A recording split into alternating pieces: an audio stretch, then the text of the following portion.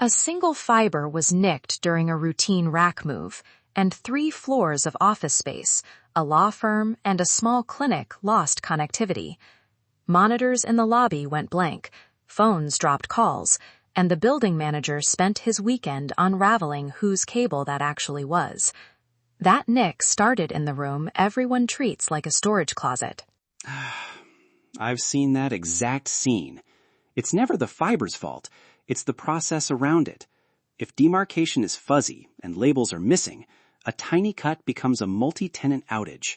Welcome to Built, Wired, and Secured. I'm Alex Morgan. Today we're focused on the one space that makes or breaks building connectivity, the Meet Me Room. With me is Michael Harrington. Michael, good to have you. Glad to be here. Quick promise up front. No vendor talk. This is about responsibilities, layout, labels, and routines. The practical stuff that keeps buildings running. Right. Let's start with ownership.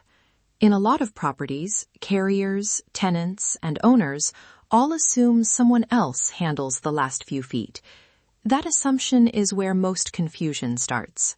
Exactly. You need a simple demarcation, written down and signed. Right. If the carrier's responsibility ends at the incoming cable and the tenant's starts at their patch panel, make that explicit in lease language. If the owner provides a cabinet or basic power, put that in the MMR policy.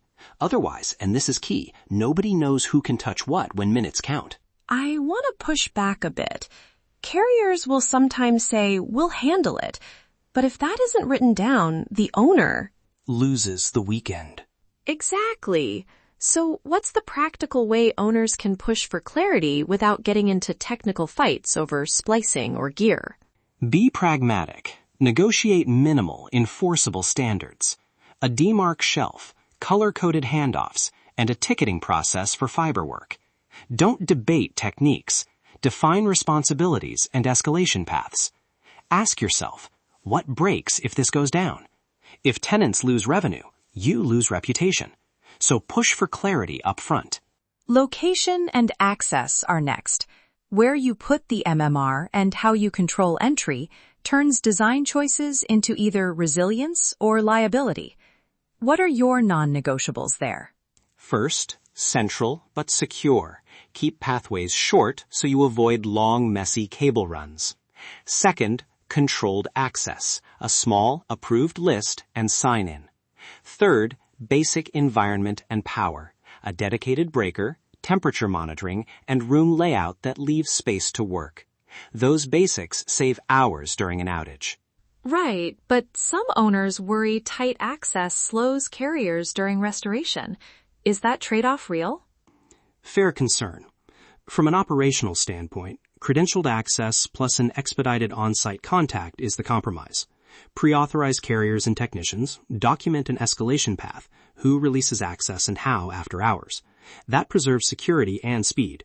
Without it, you get unlocked doors or long delays. Totally. Cable management and labeling are boring until they save your weekend. What standards actually cut downtime? Keep it stubbornly simple. Color-coded trunks for carriers, numbered shelves for demarc points, durable labels at both ends of every fiber, and one single source of truth, an updated rack map. And keep a physical spare splice kit and basic tools on site. When fiber is dark, techs need to find the right pair in minutes, not hours. The single source of truth. How often is that really updated? My experience, drawings get stale as soon as a contractor adds a cable. Too often. Make the update responsibility explicit in turnover and acceptance paperwork.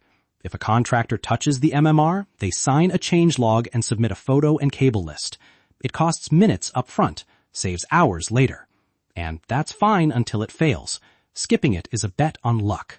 Okay, give me 2 real examples. One failure, one where a small fix paid off. Failure first.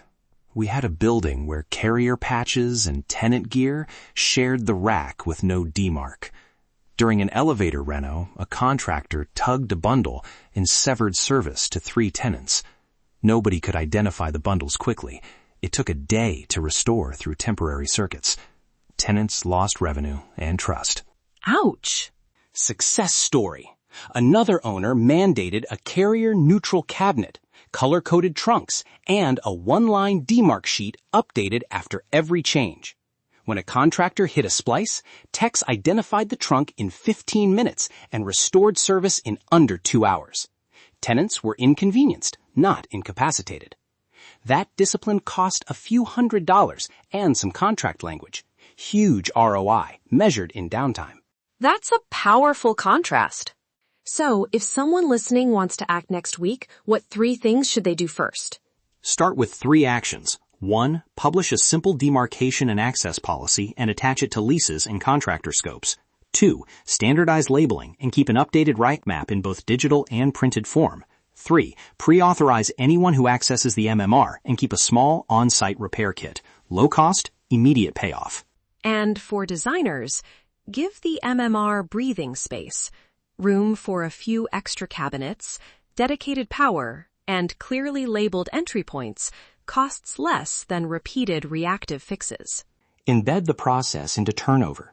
When a tenant moves in or a carrier connects, require a checklist sign-off, labels applied, map updated, credentials issued. A yearly tabletop with property, maintenance, and at least one carrier also pays dividends. Rehearsal builds muscle memory. If you want a starting point, grab the GDS Meet Me checklist, demarc language, a labeling template, and a short access policy form you can adapt. Use it at your next design review. And run that tabletop. Walk the scenario. Who calls whom? Who gets access? Where's the spare kit? Those rehearsals turn policy into action. Thanks, Michael. Today we dug into demarcation, layout, labeling, and routines. Small choices with big returns for uptime and tenant relations. Thanks for spending a few minutes with us. Thanks, Alex. Remember, if you can answer what breaks if this goes down for each piece of fiber and power in the room, you'll make smarter design and policy choices. Until next time, make sure the systems you're responsible for are built to last, wired with intention, and secured for the real world. Built to last, wired with intention, secured for the real world.